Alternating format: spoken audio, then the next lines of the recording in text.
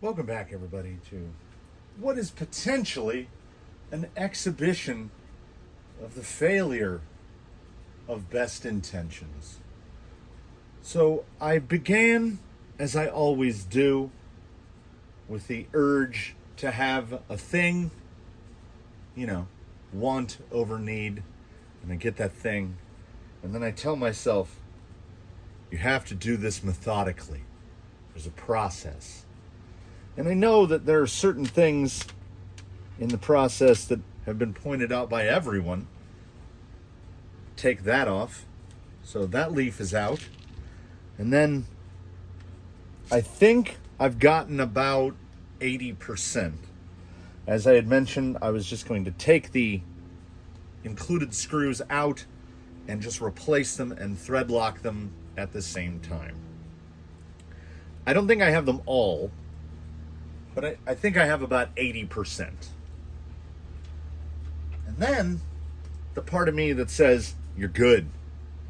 You should go now. You should do that thing. And then the part of my brain that controls my hands says what it always says. No, I don't think I will. And we end up where we are now. So I made body mounts so I could take those off. I don't like plastic rock sliders. It's Delrin, but I didn't feel it. I don't like using extensions, so we got to get rid of that. And then I guess these are if you're not running a bed. So, I'm not discarding them, but they were taken off. So that's where we sit right now. All of this stuff came off. Other stuff went on. I've been fabricating all morning.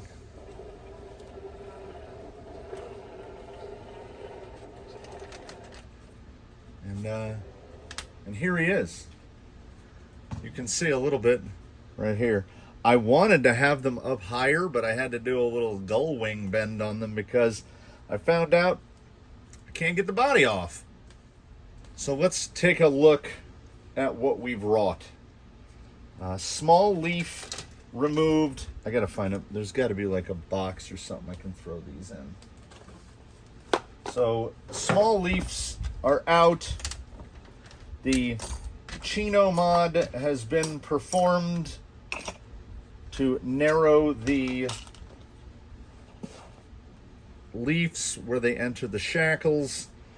I went ahead and put an O-ring mod on here. It's removable. I found a small amount. I had one extra. I had 17 O-rings of about the right size.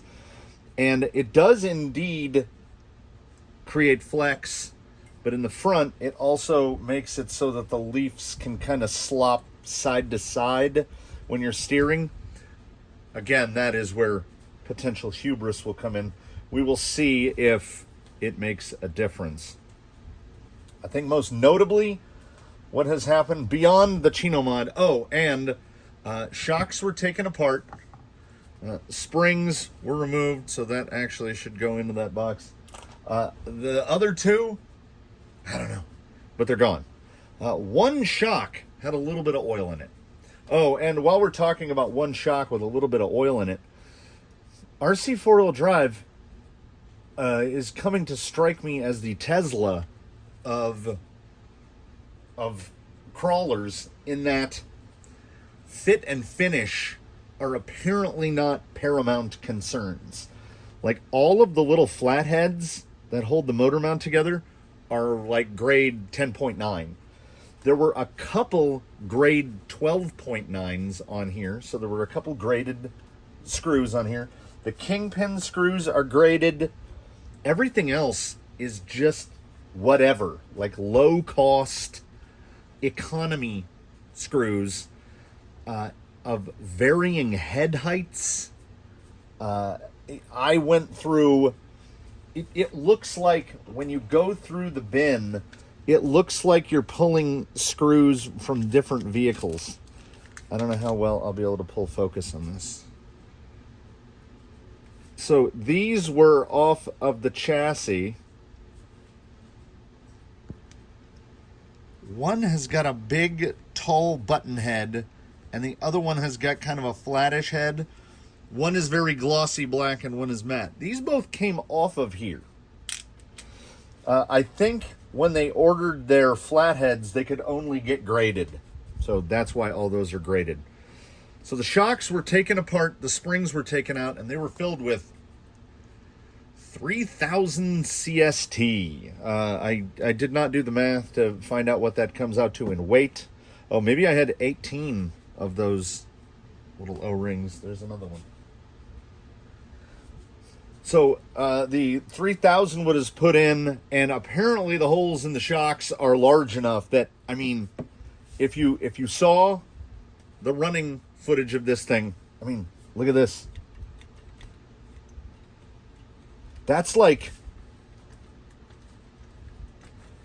almost like suspension. It's almost got suspension. The servo, I mean, the motor was way too hot. So that is a 10. It's actually either a 9 or a 10. I didn't count. I have a bunch of 11s, which must be TRX4 stock. But it's definitely much more manageable on a 10. Now, I'd also mentioned that, upgrade part and all, but look at that. So that bolts to the bottom of the chassis. So that's how far the transfer case comes down below the center of the chassis. And I was like, no. I have aluminum. I haven't even, let's see what this is. 1.5 millimeter. 16. So I didn't even know I had it.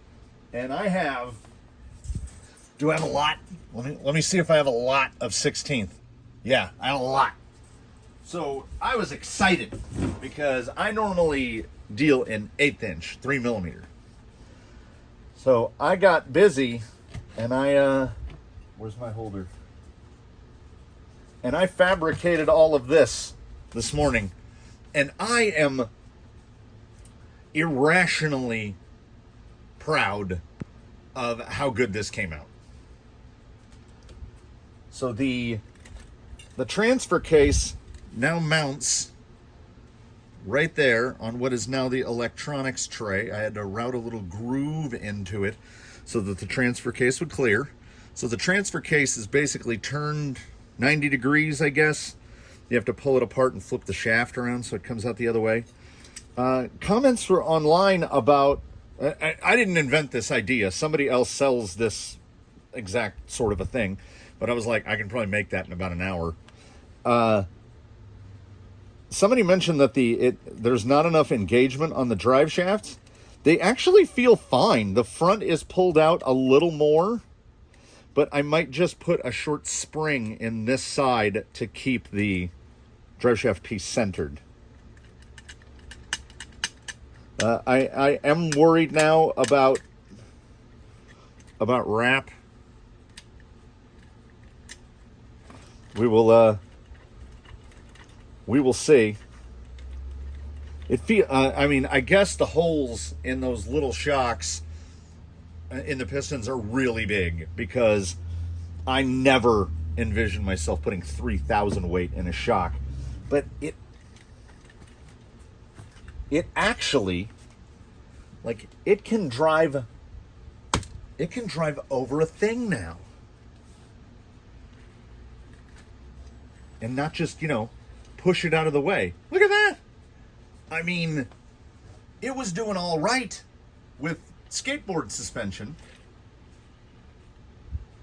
And I will state for the record that changing these to aluminum, I just watched a Scale Builders Guild video about how he has a dead man switch in the bed, a little propane tank right up there in the bed. I think I'm going to have to get some kind of a dead man switch because getting the body on this thing now is an absolute bear because these don't flex at all. It also negates the need for these This stuff just has not been removed yet. I will most likely leave the brace in, but remove the two body posts because I don't think they're needed. The body is tough to get on and it doesn't move. So that out of the way, you know what? I think I'm going to take this off before we go a wheeling. I still, oh, that's not the right size. I feel optimistic because I don't think I made any fundamental, well, okay. I made a number of fundamental changes that could affect the handling. And we are going to find out here in just a moment. Should I have been more conservative?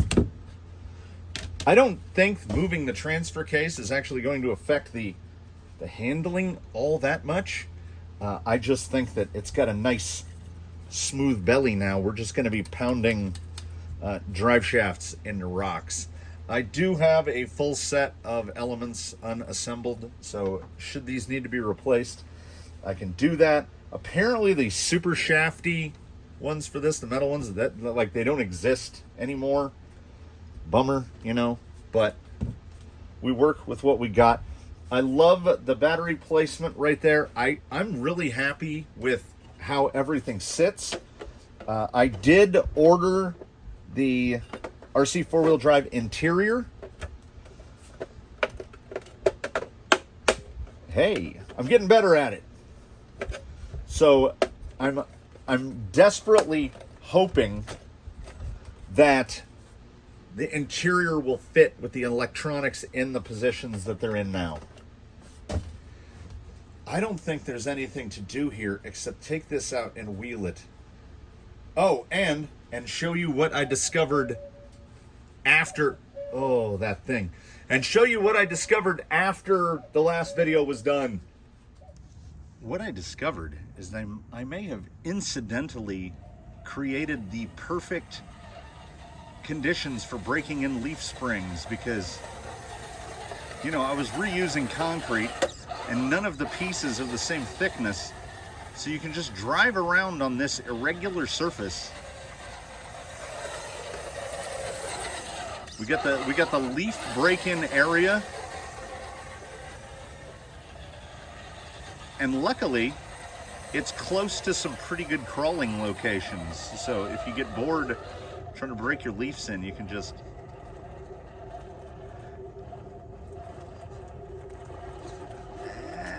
come on. Whoop! I feel like that is going to be a recurring theme. But let me tell you, it is definitely already more gooder. Better drag brake. I don't think this is the final motor here. But it's not terrible, and it's a lot better on a 10 than it was on a 14.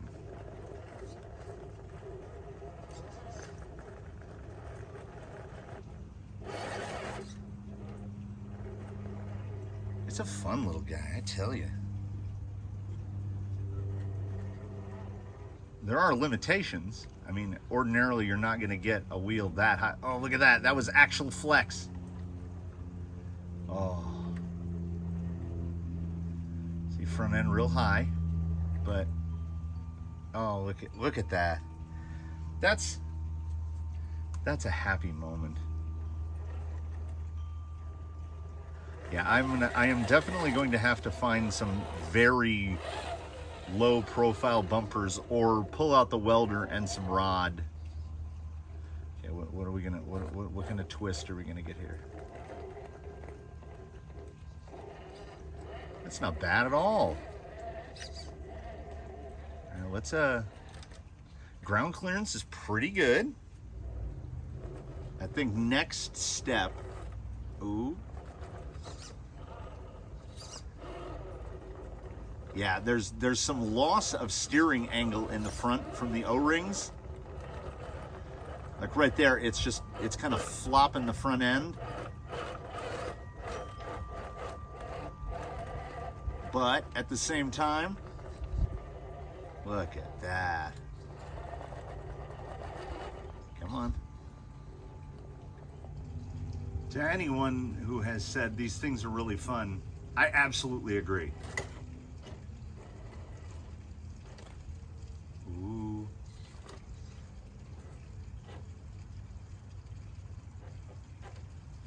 Oh no.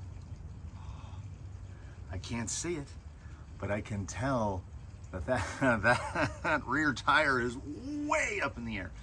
Okay, we gotta. Oh. I'm not gonna learn leafs in a day. Oh my goodness. Oh, that hurt me inside. So that little maneuver dovetails nicely into anyone who has suggested in the comments, do a patina. I don't think I have a choice, because this thing is gonna get beaten. And I have seen some really nice patina jobs on this particular body.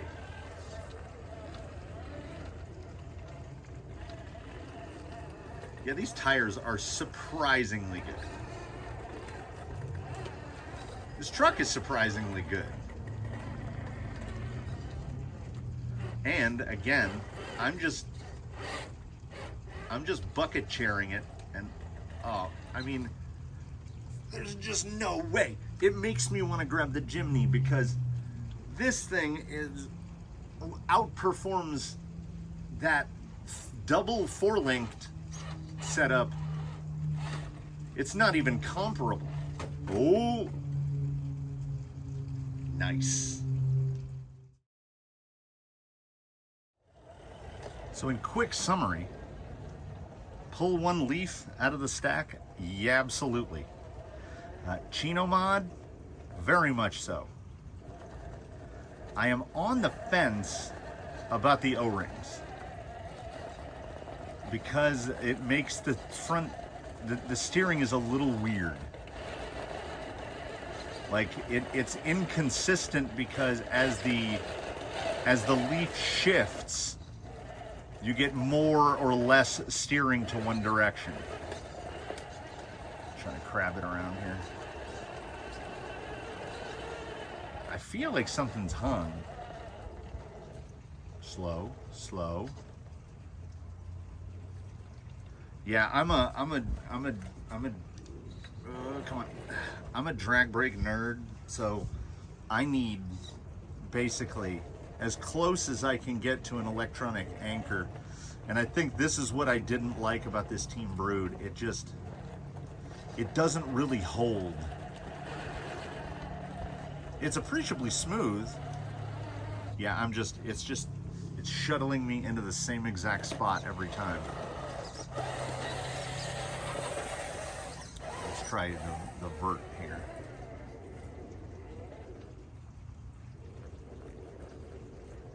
Yeah, it just needs a little more torque.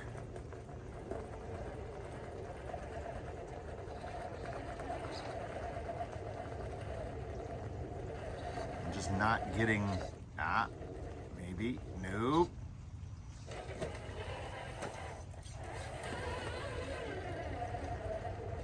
Yeah, ooh. This will certainly be a learning curve, and the leaf, like, where my brain is resting now is, I think O-rings now. But I think they might be able to come out, at least in the front, once the leaves have started to break in.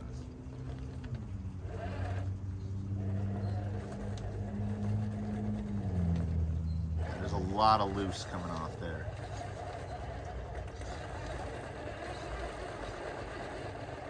Just can't quite pull up over how slick that river rock is. Oh no. Yeah, and the weighting of this guy, he doesn't complete the roll. But it's pretty great. Like, see, I'd like it to break in at least to the point where that tire will stay on the ground.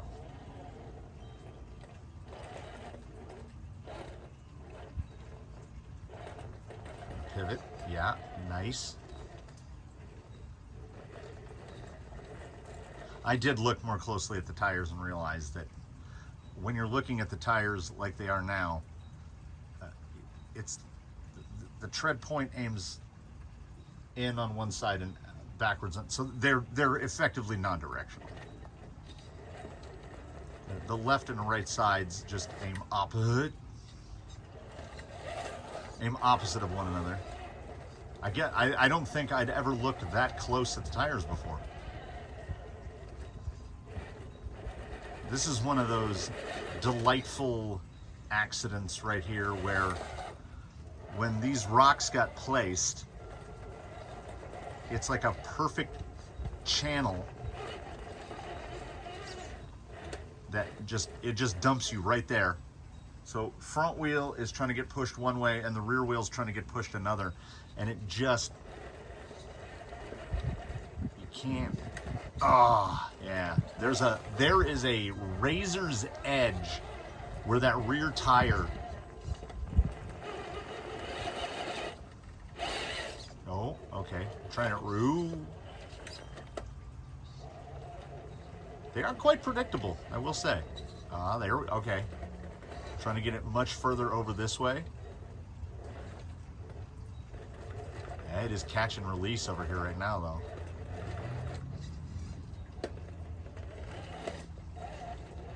Yeah, there's so much tension on that small leaf that now with the medium leaf, medium length, I should say, not being bound in place by the short leaf, you can see, I don't know if you can, but when the load hits and the shackle is pivoting, you can really see right there the rear leaves expanding away from one another.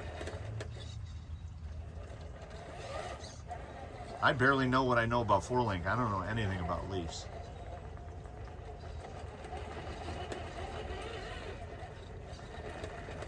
Yeah, it just shuttles it outside. That line is so narrow. Nope. See, I need to get that rear tire to catch that little sharp point. Almost. And then it drops off. It might be your white whale, little guy. You'll get there.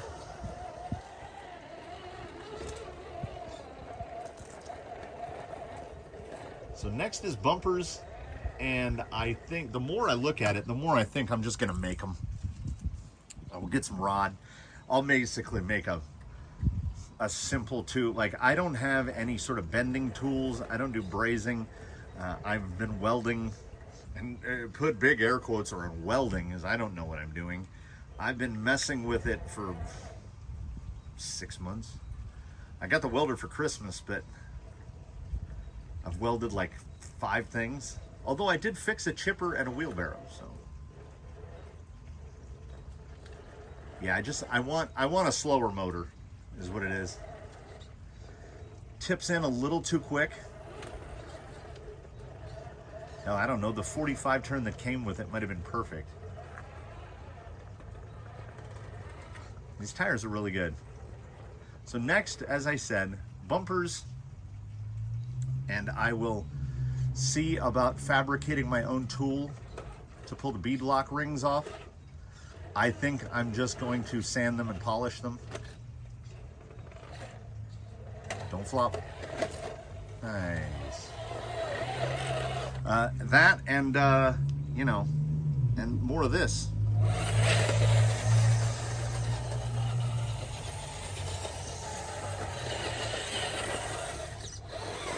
I mean, yesterday I was doing this for about 20 minutes and it was just bouncing everywhere. This is like suspension.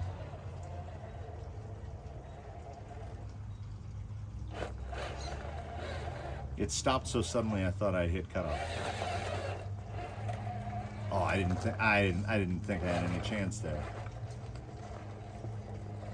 Oh, no, don't you dare.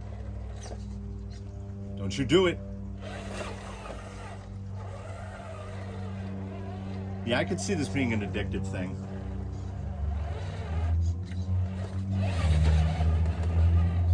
And you know who you are out there. I'm glad I was eventually convinced to go with the Marlin. I didn't I didn't know the specifics. This is outside my wheelhouse, so I didn't know that it comes with a bobbed bed, and it has all sorts of, not just like CVDs in the front, not just that stuff, and its very own 1.7s and stuff, but it's got some stuff done ahead of time. Oh, that's so good. Yeah, there's something that a 4-link can't do. A 4-link can't get the nose end that high up in the air and just be like, yeah, that's fine. That's pretty well stuck. Yeah, there's a bit more fine maneuverability, honestly. Uh-oh. Jeez. If you're not a person that enjoys hard bodies falling, I might not be the guy to watch. Because I don't treat a hard body like it's a hard body. Everybody gets treated equally. It is genuinely surprising to me, this thing.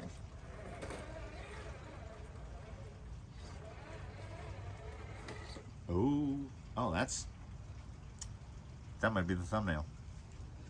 So we will pause it there. We will call that a day on this one. So Chino mod, O-ring mod, pull one out of the pack, 3000 CST in the dampers, flip transfer case with the upper mount to give me a flat belly, like right where it is right now. Honestly, it couldn't be there on the stock belly. That thing would have hung up.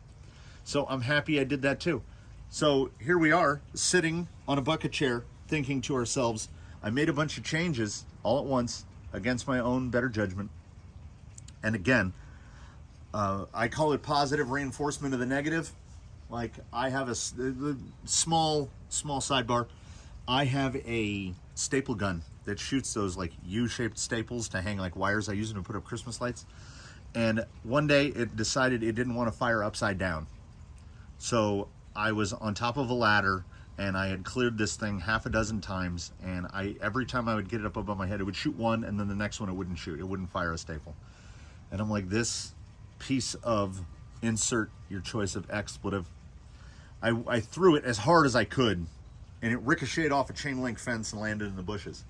And when I picked it up and went back to use it again, it's never not fired a staple. It's worked perfectly every time. So this is what I call positive reinforcement of the negative.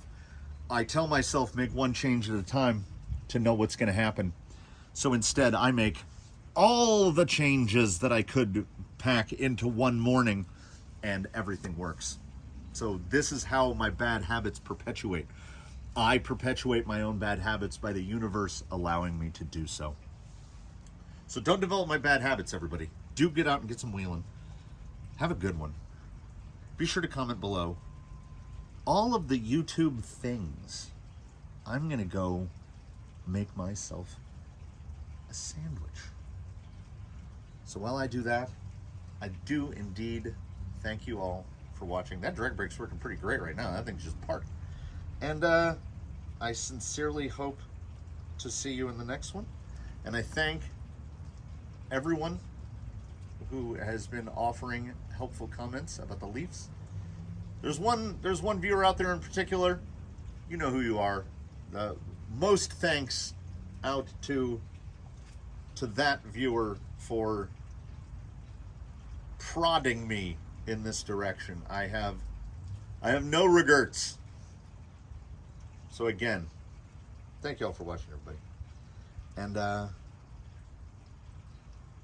take care. See you in the next one.